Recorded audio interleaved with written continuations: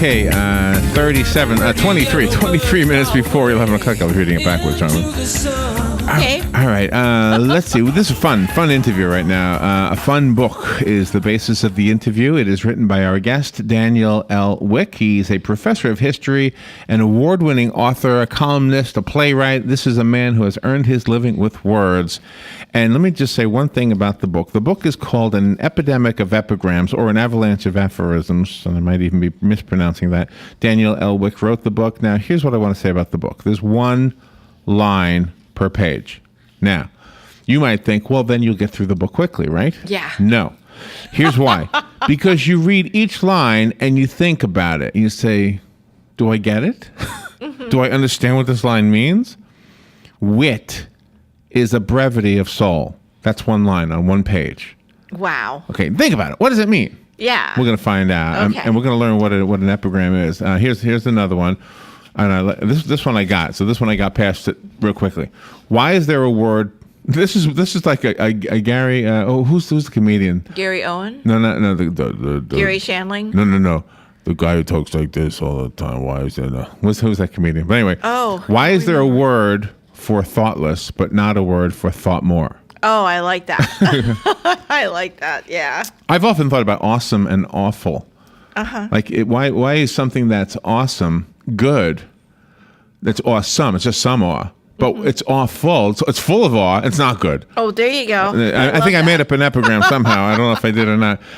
Daniel Wick, fun book, fun topic. Good morning.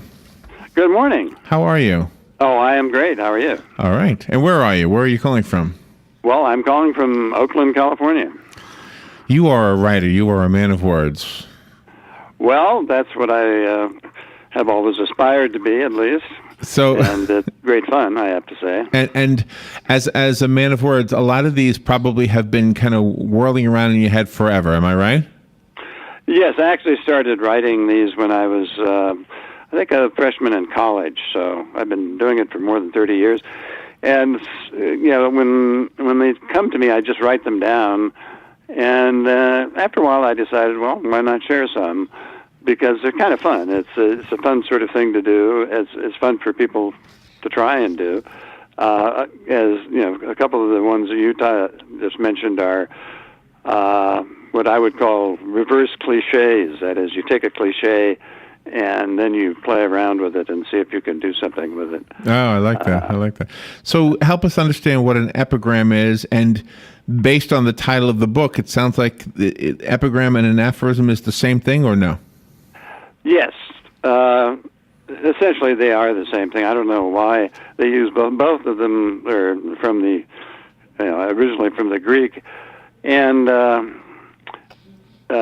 the reason I like epigram is because Oscar Wilde was one of my favorite authors when I was a teenager, I guess, and he was one of the great coiners of epigrams of all time. But the term aphorism really means the same thing, and if you want to talk about authors of these, you want to say aphorist rather than epigrammatist. Okay, all right. And so that gets a little clumsy. But what is the definition of an epigram? Well, it is a brief, usually witty, occasionally profound observation on life, love, death, philosophy, religion, and virtually everything else. It has to be brief. Usually they're one-lines. You could call them one-liners. So therefore they sort of fit into the kind of thing that people like to tweet, or should like to tweet if they don't tweet nonsense, but they're short enough so that they can. yeah. These are all tweetable, right? Yeah. They're well within the 140. What is it? Words, characters, or something? Characters, yeah. Yeah, constitute a tweet. It's just amazing to me that sometimes people have to have other people write their funny stuff for them, that they just can't observe life's goings on their own selves and come up with a short line like that. Exactly. Well, and that's why it's fun to work on. And then you can, if you come up with a good one, then you can tweet it. It's your own. It's original. Yeah. maybe somebody will retweet it with any luck. Just sort of tweeting quotations from someone isn't quite the same thing. No, you have to write them yourself. You have to be yours, right? It should be, yeah. It should be your own, I think. So Groucho Marx was a great, what would you call an aphorismist or something? Aphorist, yeah. Yeah.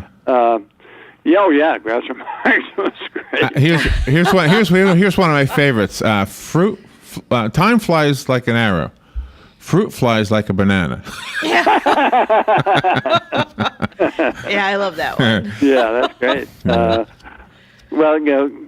I could think of some other. One I like by Einstein, for example, is the difference between stupidity and genius is that genius has its limits. Oh, I like that. That is funny. That's funny. When you were teaching your college courses, did you encourage your students to come up with some one-liners every day and write them down?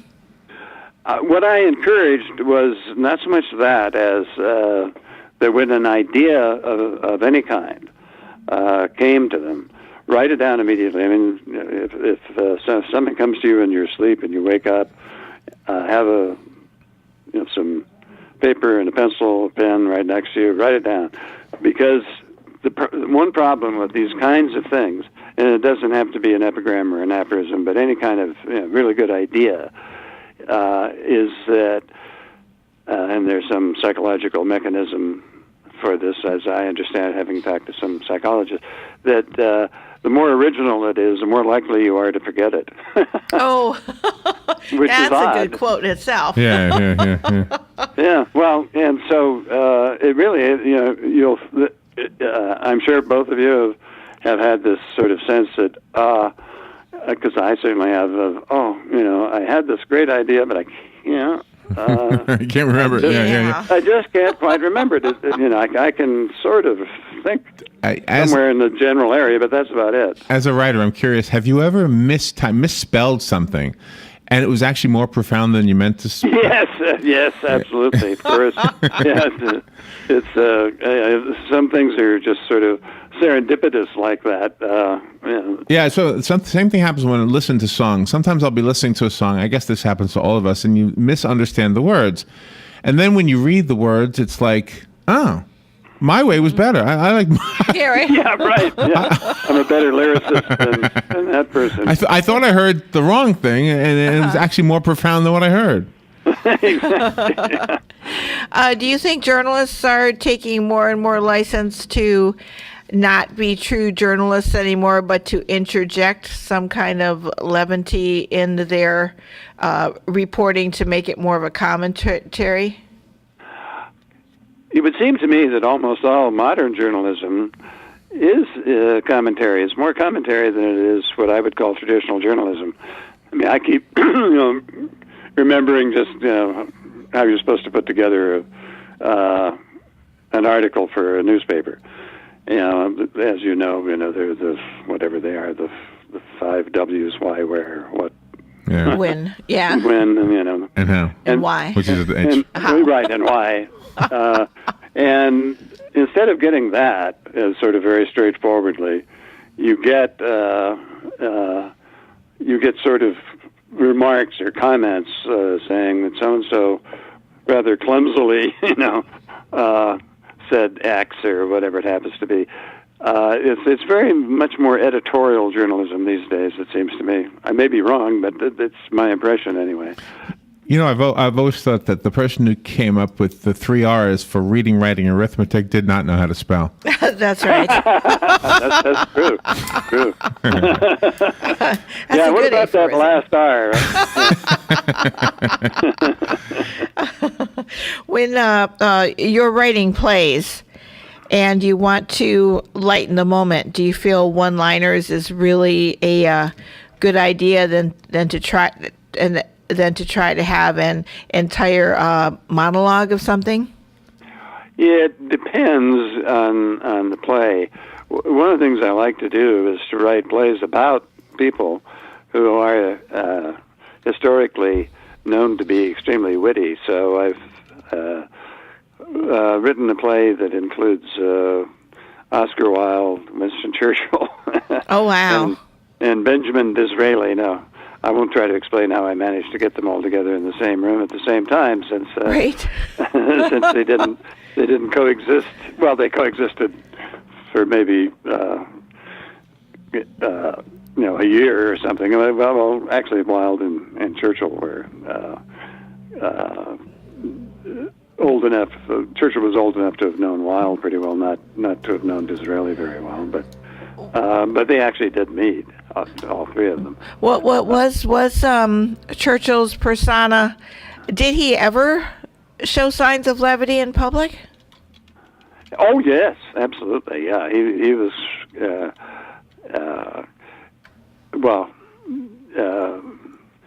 One of the things, a great Churchill story is, I just finished teaching a course on Churchill. He's speaking in front of his constituency, and Churchill, as you know, was a great drinker. He drank all the time. It was amazing. He had a metabolism that was unbelievable. Well, anyway, so one of his constituents, a woman, stands up and says, "You, sir, are drunk." And Churchill replies, "And you, madam, are ugly. But tomorrow I will be sober." Oh, gee. The comedian I was trying to think of in the beginning is Stephen Wright. I had the last name but the first name wrong. Stephen Wright. You know who he is? No, I don't actually. No. Well, he always talks like this. He always will say like one-liners, kind of like what you have in the book. Uh-huh. Yeah, so he's probably one of the guys that is a fan of epigrams. I would think, or a coiner of them. It sounds like a coiner of them. Imagine they're his own, or certainly his writers. No, I'm not familiar with him. Somebody who used to play with words brilliantly, I thought, was George Carlin. He would take words and he'd play with them. Oh yeah. Go down. Remember a quote from him in which he says, "It's called the American dream because you have to be asleep to believe it." One of the ones that you wrote that I like, because we do news here, is "No news is not news." There you go. Well, I thought it was very clever that you have the quotes in the book, but there's no explanation to each of the quotes, that you're leaving it up to the reader to figure it out. Yeah, that's one of the characteristics of an aphorism or an epigram, and that's that it, as a friend of mine who does these, writes aphorisms, has pointed out in a brilliant essay, his name is Manfred Wolff, an aphorism that requires a context is not an aphorism. They have to stand on their own. The reader has to, figure it out, and it does have to stand on its own account. If you have to explain it, it's not an aphorism. Oh, okay. Oh, okay. Wow. And people may interpret it in different ways, and some do, but usually not. Usually, if it makes you think for a while, you finally realize what it means. There's another one in your book that I want to memorize, and I want to use it if I'm ever in a museum that this applies to. Because once in a while you go to a museum and you'll see something and you'll say, "What? That's art? You consider that art?" And here's the quote, the epigram from Daniel Wick: "Beauty is trash, and trash is beauty. That is all ye postmodernists know and want to know." I would imagine I would upset somebody with that one. That's great. I love that. They're probably used to hearing this. It's probably all bugged. They hear the patrons of the museum saying things like, "You got to be kidding." Yeah. My 4-year-old could do that. Yeah. But they won't hear that. So I'm going to memorize that, and I'll make sure I say, by the way, that's a quote from Daniel L. Wick. That's right. From the book An Epidemic of Epigrams, which is kind of funny. Yeah. When you write your columns, do you start out with an epigram in mind, and then you base your column so it will come full circle to that epigram? How does that work for you? Actually, not usually. When I'm writing a column, an essay, or a book review, or whatever it happens to be, I focus on the subject, and if it's appropriate, and it's not always appropriate, if there's a one-liner that makes sense to include, or that comes to me as I'm writing it, then I'll put it in. But I won't focus the essay around an epigram or an aphorism. And it's really amazing to me how when a person goes to see a movie that they're just so enthralled with one particular scene, and then they'll come away from that scene with a quote that wasn't really said in the movie, but everybody agrees it was. That's kind of subliminal. Exactly. Well, it's the famous one is from Casablanca, where which is "Play it again, Sam." And you look at Casablanca, and that's never, Humphrey Bogart never says that. Wow, that's pretty cool. It's embedded in the minds of all movie lovers and all lovers of Casablanca, which I am one, that is what is said, but it's not said. He does say "play it again" or "play it," but he never says "play it again, Sam." Oh, interesting. Yeah. Here's one. Now, you said if you don't understand it, then it's not an aphorism. So there was one I didn't understand, and it's because I had to look up the word. Oh. So once I looked up the word, then I understood it. So it became an aphorism after the fact, which is why I said in the beginning that even though it's one line per page, you're going to take a while to get past to the next page if you don't understand it. Especially, here's the word I didn't understand: misogyny. Oh, yeah. Oh, yes. I didn't know what that word meant. I don't know that word. Right. And here's the epigram: misogyny rarely results in progeny. Right. Now, I know progeny is our children. Yes. Right. Misogyny, according to Wikipedia, is a hatred or dislike of women. Oh. Right. Yeah. Okay. That's true. Wow. Now I get it. That's good. Wow. So it's full of them. So in addition to your other books,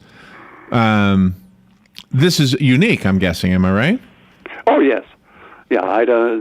The other books are entirely different. This was just something that I thought would be fun to share with people. The other books deal with one is a novel, another is a history of magic, oddly enough, and then my first book was on an aspect of the history of the French Revolution. So. Oh my goodness! What a difference. And what I'm working on now is actually a book on the Jesus of history, as not the Christ of faith, but the Jesus of history, where we can know about the historical Jesus. A highly controversial subject, as you might imagine, and I don't have much opportunity to be terribly witty about any of that. So did you have a hard time pitching this one to a publisher? It seems like the other books you're talking about would be a little bit easier to pitch to a publisher. Not so much, no, because it's the kind of book that some publishers like, because they like books that are, what would you call it, a coffee table book maybe, or a book that it's a browsing book, not a reading book, as you know, having read it or read through it. It's the sort of thing where you pick it up, you read maybe 3 or 4 pages, and then you put it down and think about it, or not, as the case might be, and then pick it up another time. It's not the kind of book where you pick it up and you read it from beginning to end. It's not intended to be like that. Could a whole production be considered an epigram, like the Pirates of Penzance? That seems to be an entity that's built on contradictions from beginning to end, but there's something profound about it. About the content, you mean? Yes.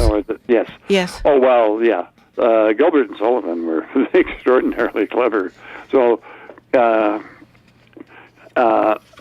I'm not sure that I would necessarily call them epigrams or aphorisms. I would think of them as witticisms. It's almost everything in Gilbert and Sullivan is a series of very funny, witty statements, and all of which follow one another, even though they're ridiculous, and they're intended to be ridiculous, and they're intended to be satirical. Some of them may be. You don't often find them in collections of aphorisms or whatever, but they're very funny. Yeah, because that whole premise is built around that young boy who was born in a leap year, and he can't inherit his fortune until he's like 28, but he's only like 4 or something like that, right, technically. Exactly. So that's why it's really profound to me. Yes, well, the whole setting is. You're right. I don't know that I would call the setting of a play like that exactly an epigram or an aphorism, but it certainly is an amusing premise, and of course it's very wittily carried out by them.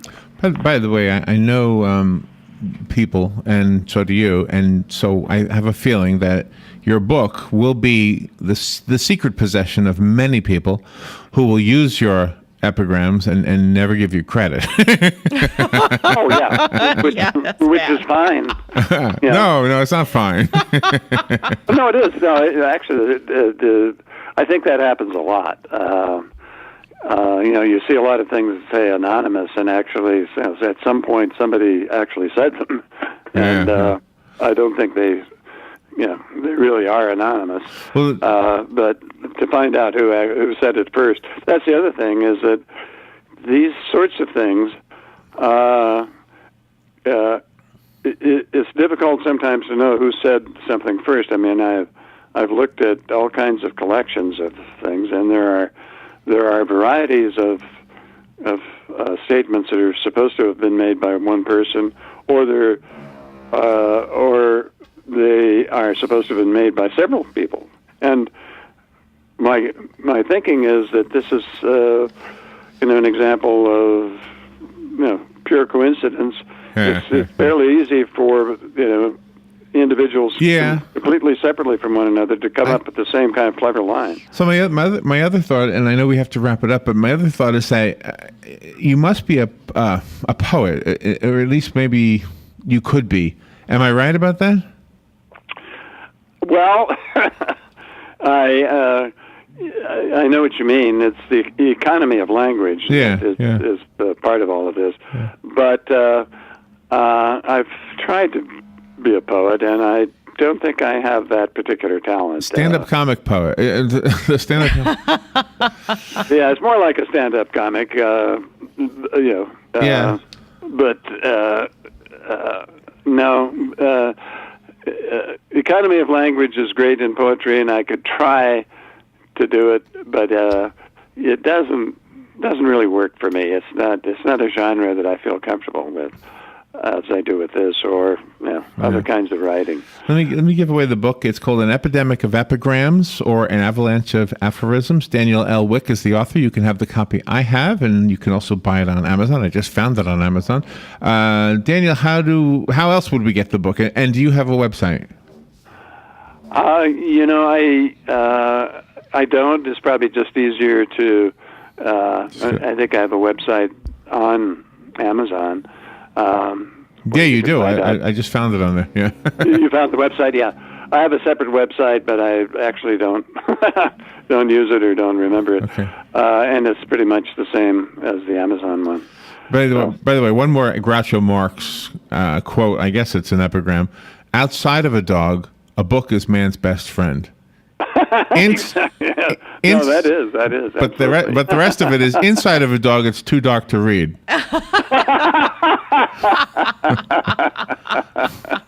That's great. Daniel, thank you for being on the air with us today, and come back. We'd love to hear the book you're writing about Jesus. Sounds like it would be fascinating. So if you remember us when you get that done, give us a call. We'll have you on again. Okay, great. Thanks very much. Thank you. Thank you, Daniel. All right, we'll take a little break and we'll be right back. Or go to Team AMAC. You're listening to WOCA News Talk 1370, Ocala's source for what's happening in today's hottest, up-to-date news and topics.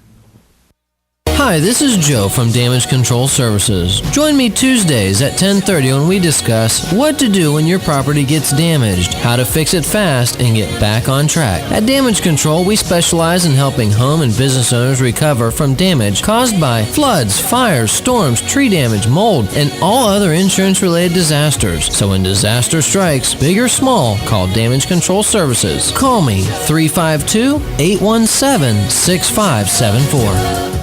352-507-5352. 352-507-5352. 352-507-5352. Tom. 352-507-5352. Tom! What?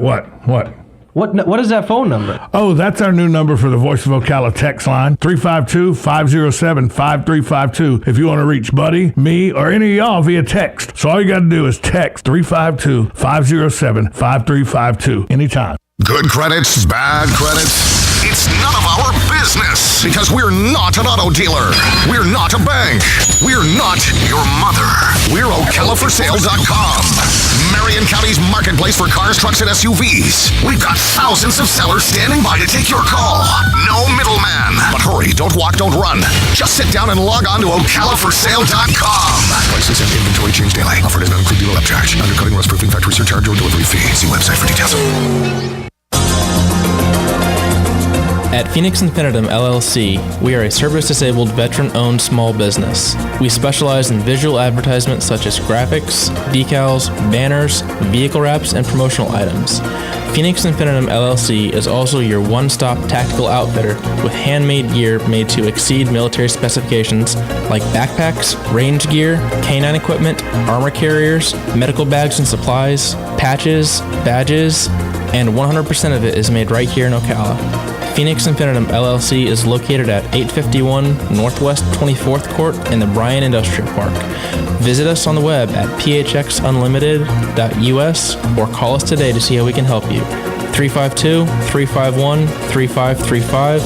That's 352-351-3535.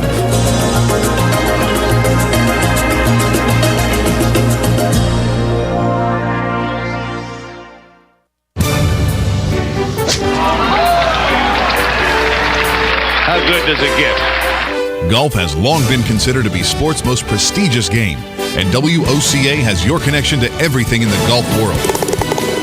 Every first and third Thursday at 10 a.m., tune in for Let's Talk Golf with your host, PGA professional and teacher to the stars, Jim Beckett, and operations manager for the Links of Spruce Creek South, Darren Irwin, right here on The Source.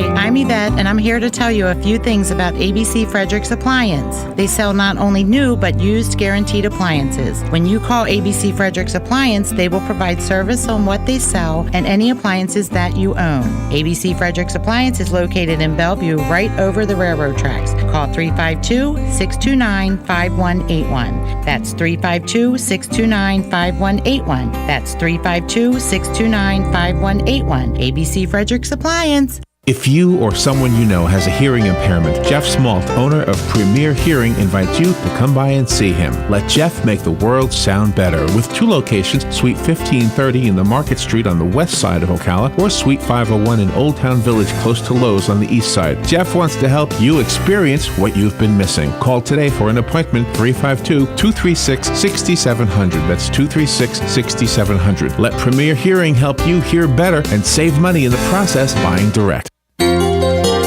Hi, I'm Leah Caruso with Strive Rehabilitation, inviting you to join me Thursday at 11 a.m. for Health Matters. Ocala Health and Strive have teamed up to bring you the latest information on good health services available to you right here at home. This vital information will help you make informed decisions about your health. So don't forget to join me here at 11 a.m. Thursday. It's news you can use from Ocala Health, Strive, and your friends here at WOCA. Black Cow composted cow manure is a terrific organic soil amendment. We start with cow manure from dairy farms and then compost it a full 90 days. The result is an all-natural, dark, rich soil amendment that's great for everything you grow. Flowers, vegetables, shrubs, trees, and lawns too. Look for Black Cow in the bright yellow and black bag at your favorite nursery or garden center. Black Cow, the mature manure, Black Cow. Hey, Matt, I know Sunrise Automotive does auto stuff, but I need some tires for my truck. Can you recommend someone? Yes, I can. We do that. No, I mean, I need them installed and balanced and all that. Yep, we do that. Well, my son needed his windows tinted. Yep, we do that. I need my seat replaced. Yep, we do that too. I need a new roof line, and a new spoiler, and a new truck. We can even do that too. Okay, I get it. I suppose you can also do a radio show too, huh? Well, as a matter of fact, join me every Monday at 10 for auto repair with personal care here on The Source. Of course you do. Cookies, cookies, cookies, cookies. When you want something special and fun for any occasion, get cookies. That's right. The Great American Cookie Company in the Paddock Mall, Ocala will make a delicious, fun-filled delight just for you. You might notice that I said fun and delicious more than once. That's because I can't say it enough. The next time you're at the mall, be sure and stop by or call 352-237-2557 to place your order. Cookies, cookies, Yum. cookies, cookies. We go cookie eating cookies.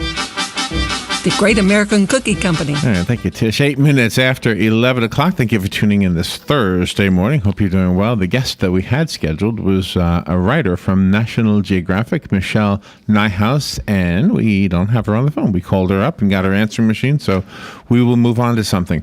One of the ladies, no, not the lady who was the publicist for her, but one of the ladies who is one of our publicists is a lady named Donna up in New Jersey, and Donna brings us some great guests. I don't have anybody on today's list that she brought us, but Donna is wonderful. And why I'm bringing up Donna's name is for this. She's in New Jersey.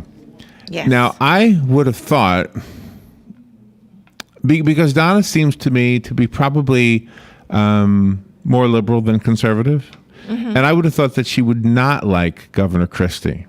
Just if I was going to guess. Yeah. You know, what? National Geographic's on the phone? Oh, okay, they're coming through. Okay, so our guest is on. Every single time I have a second, a plan B. I can't go through this. Sorry. All right, let's take. Well, anyway, it was a great conversation with Don, and she does like Governor Christie, and I wanted to kind of talk about it, but because he's going to be cleared. There was a news story just now that he's going to be cleared in the internal Bridgegate probe, so the Washington Bridge thing. All right, we'll do that another time. Let's take a little break. We'll have our guest in just a moment.